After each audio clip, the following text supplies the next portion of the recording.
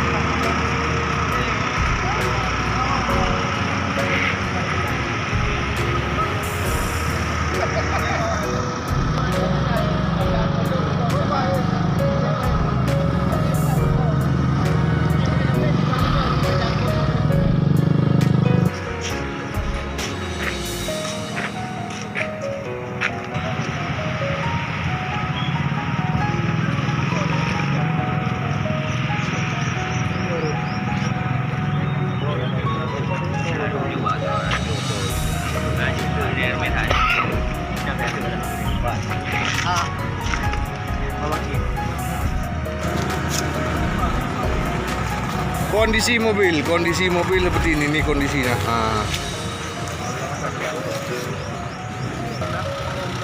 Pas di ujung terowongan Kembar kereta api. Terowongan Kembar kereta api Desa Cetnong, Kecamatan Kandapura. Ini dia lokasinya. Seperti ini sepeda motornya. Hancur berkeping-keping.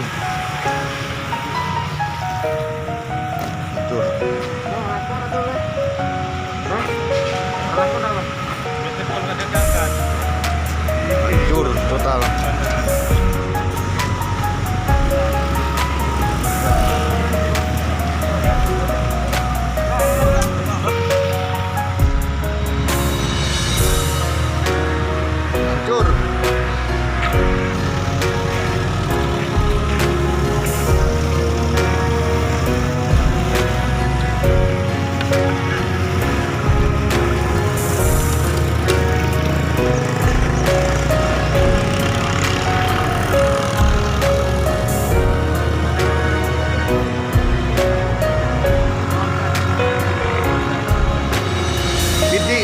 kecelakaan di sini.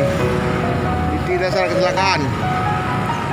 Titik dasar kecelakaan di sini di tengah-tengah jalan samping lapangan poli. Titik dasar kecelakaan. Menuju sini.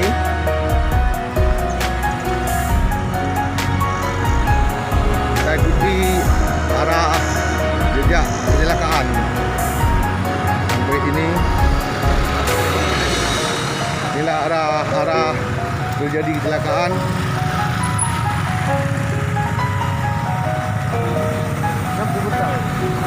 Sampai ke sana itu, ke arah sana.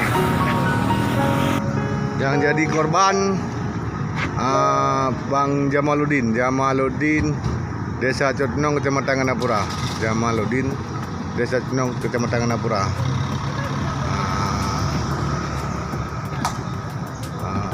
Almarhum Jamaluddin, Kecamatan Gandapura. Umur lebih kurang 55 atau 50 mungkin, atau 55 antara 55 sampai 50. Demikian sekilas info.